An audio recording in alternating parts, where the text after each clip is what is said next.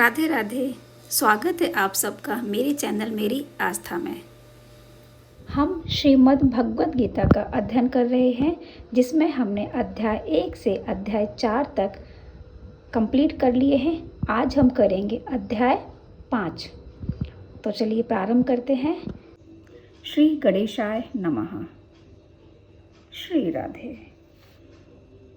श्री परमात्मने नमः। 5वां अध्याय। अर्जुन बोले, हे कृष्ण, आप कर्मों का स्वरूप से त्याग करने की और फिर कर्म योग की प्रशंसा करते हैं। अतः इन दोनों साधनों में जो एक निश्चित रूप से कल्याणकारक हो, उसको मेरे लिए कहिए। व्याख्या।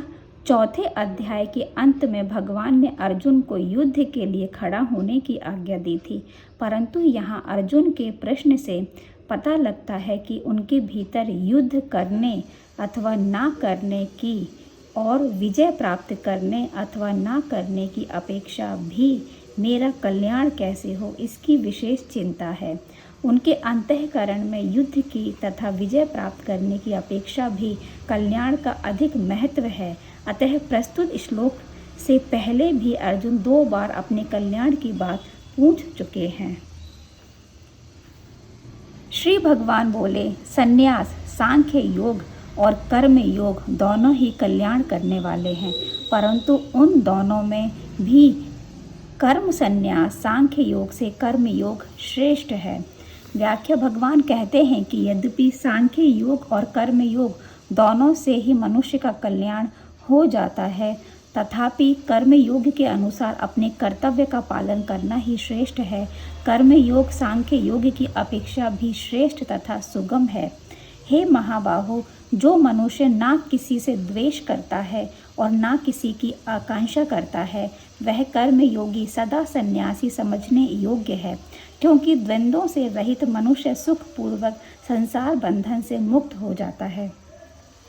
व्याख्या। जिसने बाहर से सन्यास आश्रम ग्रहण कर लिया है, वह वास्तव में सन्यासी नहीं है। सन्यासी वास्तव में वह है जिसने भीतर से राग द्वेष का त्याग कर दिया है। राग द्वेष के रहते हुए मनुष्य संसार बंधन से मुक्त नहीं हो सकता, परंतु जिसने राग द्वेष का त्याग कर दिया है, वह सुखपूर्वक संसार बंधन से मुक्त हो जाता है।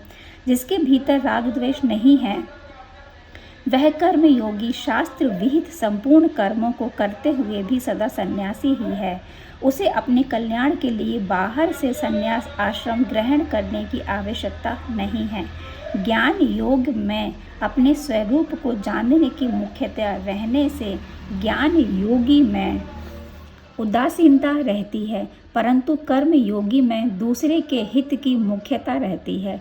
इसलिए अहम वृत्ति का त्याग कर्म योग में सुगम है, ज्ञान योग में नहीं।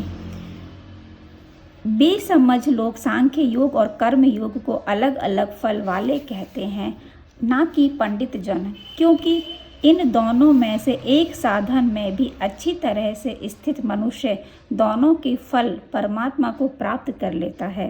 व्याख्या। भगवान के मत में ज्ञान योग और कर्म योग दोनों ही लौकिक साधन हैं और दोनों का परिणाम भी एक ही है।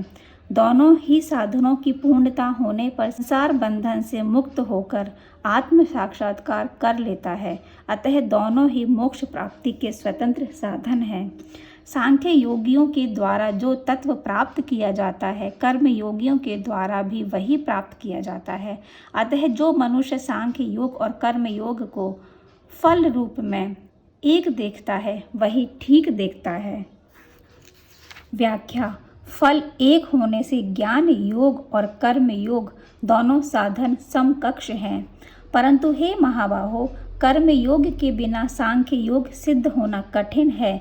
मननशील कर्म योगी शीघ्र ही ब्रह्म को प्राप्त हो जाता है। व्याख्या। कर्म योग में साधक सभी कर्म निष्काम भाव से केवल दूसरों के हित के लिए ही करता है, इसलिए उसका राग सुगमता पूर्वक मिट जाता है। कर्म योग के द्वारा अपना राग मिटाकर सांख्य योग का साधन करने से शीघ्र सिद्धि होती है। भगवान ने भी इसी कारण कर्मयोगी के सर्वभूत हिते रतः भाव को ज्ञान योग के अंतर्गत लिया है, अर्थात इस भाव को ज्ञान योगी के लिए भी आवश्यक बताया है। यदि ज्ञान योगी में यह भाव नहीं होगा तो उसमें ज्ञान का अभिमान अधिक होगा। जिसकी इंद्रियां अपने वश में है, जिसका अंतःकरण निर्मल है, जिसका शरीर अपने वश में है और संपूर्ण प्राणियों की आत्मा ही जिसकी आत्मा है, ऐसा कर्मयोगी कर्म करते हुए भी लिप्त नहीं होता। व्याख्या: शरीर, इंद्रियां और अंतःकरण से संबंध विच्छेद हो जाने पर कर्मयोगी को प्राणी मात्र के साथ अपनी एकता का अनुभव हो जाता है। एक देशीयता मिटने पर जब कर्मयोगी में कर्तापन नहीं रहता, तब उसके द्वारा होने वाले सब कर्म अकर्म हो जाते हैं।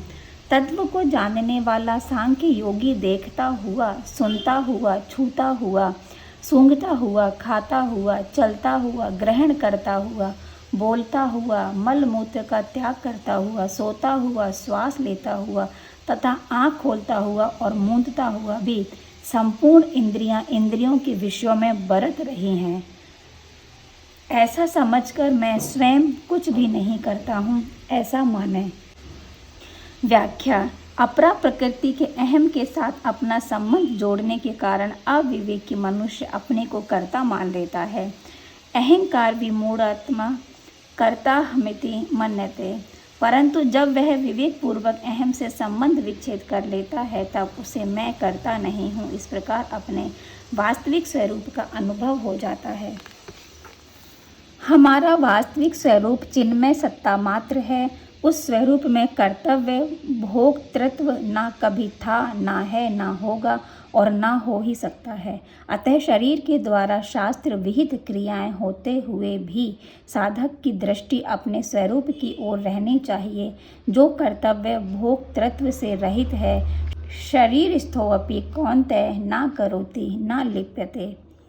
जो भक्ति योगी संपूर्ण कर्मों को परमात्मा में अर्पण करके और आसक्ति का त्याग करके कर्म करता है, वह जल से कमल के पत्ते की तरह पाप से लिप्त नहीं होता।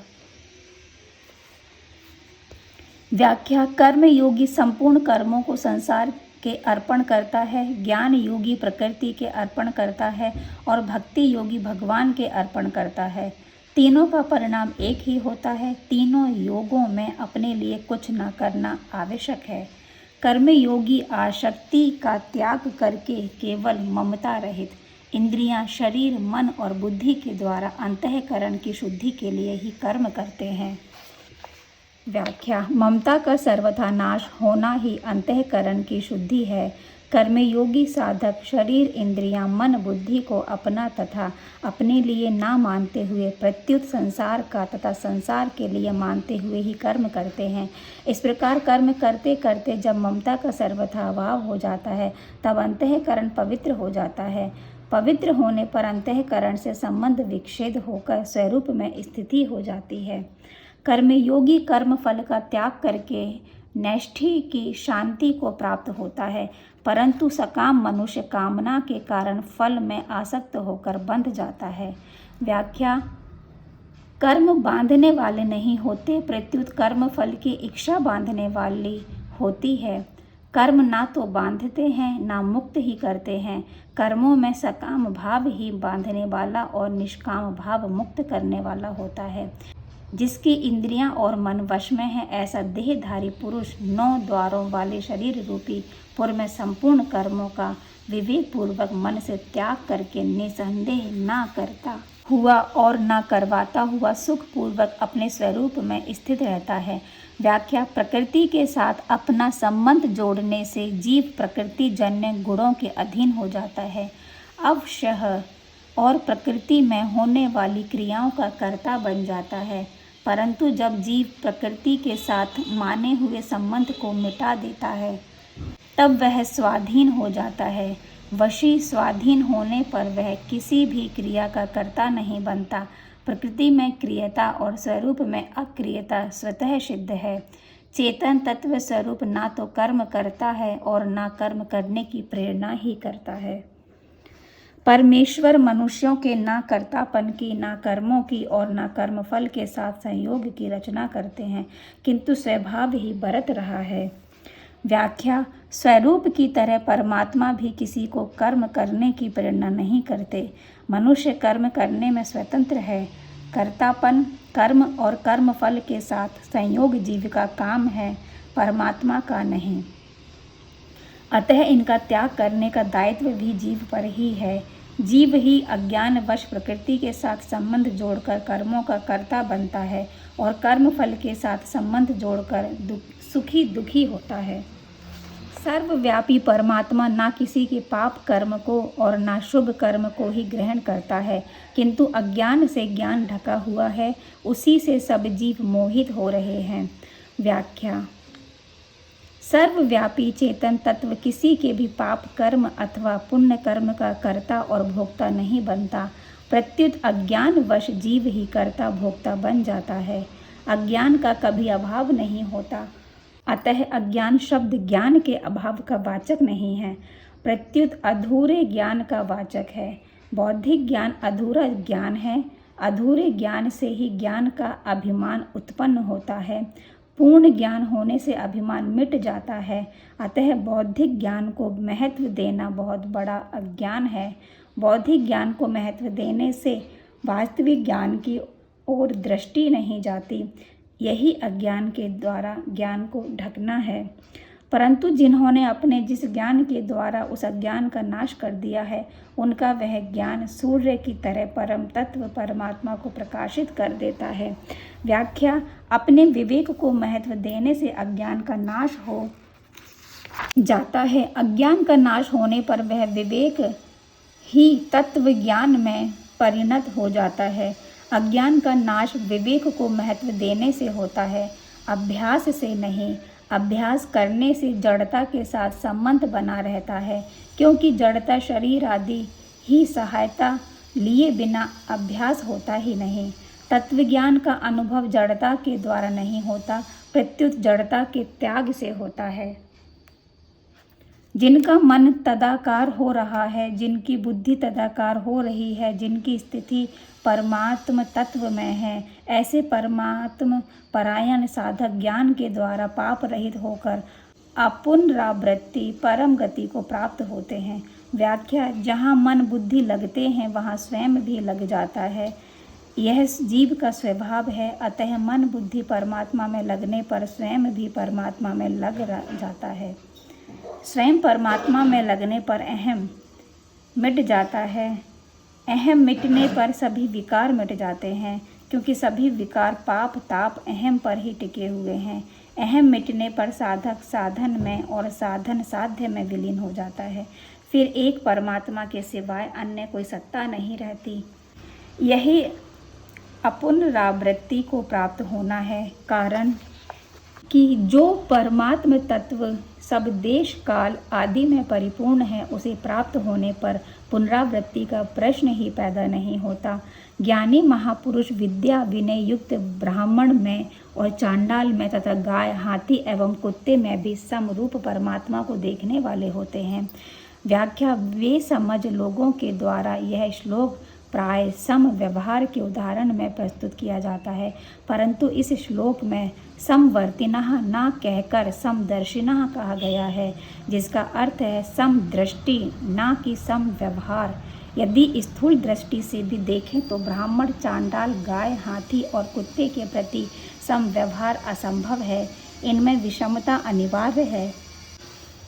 जैसे पूजन विद्या विनय युक्त ब्राह्मण का ही हो सकता है, ना कि चांडाल का। दूध गाय का ही पिया जाता है, ना कि कुतिया का। सवारी हाथी पर ही की जा सकती है, ना कि कुत्ते पर। जैसे शरीर के प्रत्येक अंग के व्यवहार में विषमता अनिवार्य है, पर सुख दुख में समता होती है। अर्थात शरीर के किसी भी अंग का सुख हमारा सुख होता है और दुख हमारा दुख। हमें किसी भी अंग की पीड़ा सह नहीं होती।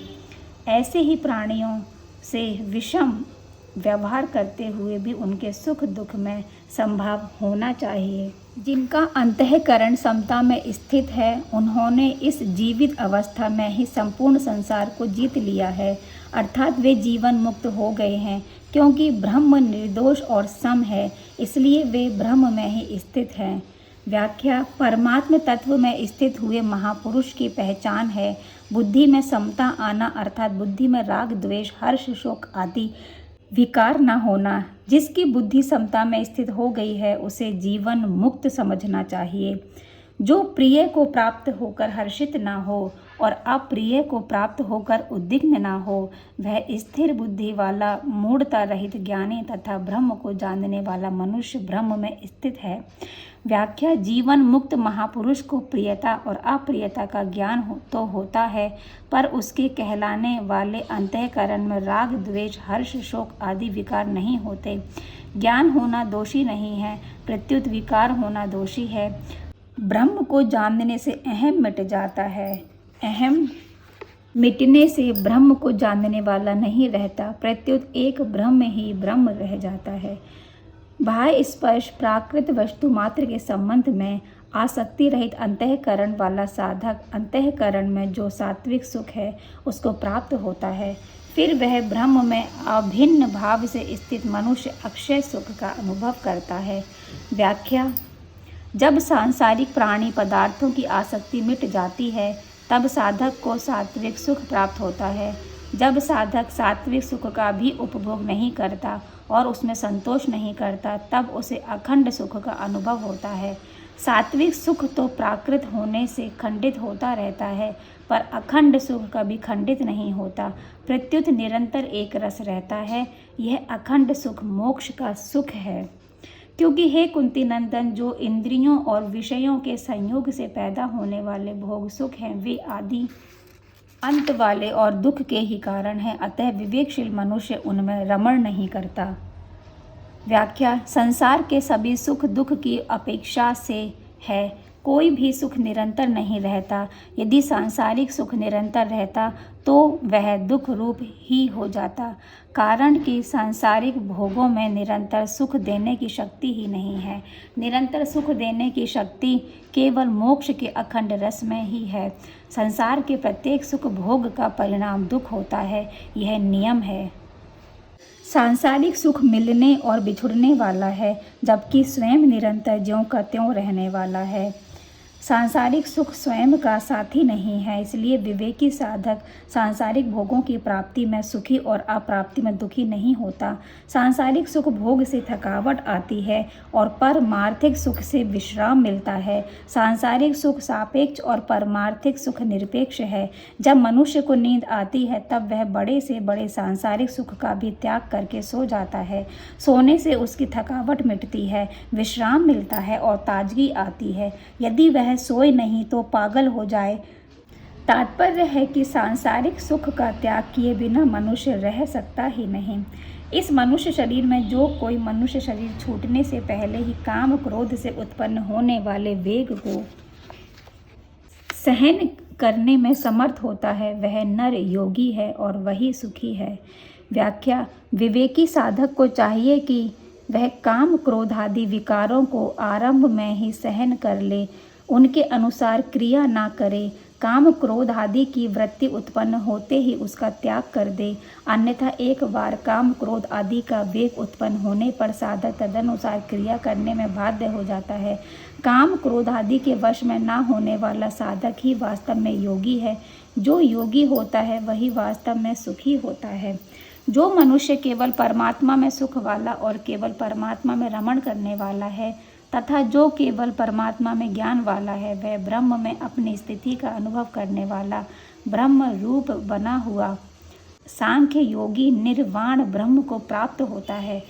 जिनका शरीर मन बुद्धि इंद्रियों सहित वश में है, जो संपूर्ण प्राणियों के हित में रत है, जिनके संपूर्ण संशय मिट गए हैं, जिनके संपूर्ण दोष नष्ट हो गए हैं, वे विवेकी साधक निर्वाण ब्रह्म को प्राप्त होते हैं। काम क्रोध से सर्वथा रहित जीते हुए मानने वाले और स्वरूप का साक्षात्कार किए हुए सांख्य योगियों के लिए सब ओर से शरीर के रहते हुए अथवा शरीर छूटने के बाद निर्वाण ब्रह्म परिपूर्ण है। बाहर के पदार्थों को बाहर ही छोड़कर और नेत्रों की दृष्टि को भौहों के बीच में स्थित करके तथा नासिका में विचरने वाले प्राण और अपान वायु को सम करके, जिसकी इंद्रियां, मन और बुद्धि अपने वश में हैं, जो केवल मोक्ष परायण है तथा जो इच्छा, भय और क्रोध से सर्वथा रहित है, वह मुनि सदा मुक्त ही है। व्याख्या: बाहर के पदार्थों को बाहर ही छोड़ने का तात्पर्य है कि साधक की वृत्ति में एक परमात्म तत्व के सिवाय अन्य कोई भी सत्ता ना रहे। मुक्ति स्वतः सिद्ध है, पर मिलने और बिछुड़ने वाले प्राणी पदार्थों की सत्ता, महत्ता और अपनापन होने के कारण उसका अनुभव नहीं होता। मुझे सब यज्ञों और तपों का भोक्ता, संपूर्ण लोकों का महान ईश्वर तथा संपूर्ण प्राणियों का सुहृदय, स्वार्थ रहित, दयालु और प्रेमी जानकर भक्त शांति को प्राप्त हो जाता है। व्याख्या: भगवान केवल यज्ञों और तपों के भोक्ता ही नहीं, प्रत्युत भक्तों के द्वारा होने वाले संपूर्ण क्रियाओं के भोक्ता भी हैं। प्रेम के भोक्ता भी भगवान ही हैं। कोई किसी को नमस्कार करता है तो उसके भोक्ता भी वही है। कोई किसी देवता का पूजन करता है तो उसके भोक्ता भी वही है। भगवान संपूर्ण शुभ कर्मों के भोक्ता हैं, संपूर्ण लोकों के ईश्वरों के भी ईश्वर हैं और हमारे परम सुहृदय हैं। ऐसी दृढ़ता पूर्वक स्वीकार करने से साधक की संसार से ममता हटकर भगवान में आत्मीयता हो जाती है, जिसके होते ही परम शांति की प्राप्ति हो जाती है। ये हमारा चतुर्थ अध्याय संपूर्ण होता है। मिलते हैं आपसे अगले वीडियो में एक नए अध्याय के साथ में। तब तक के लिए आप सबको मेरी राधे राधे।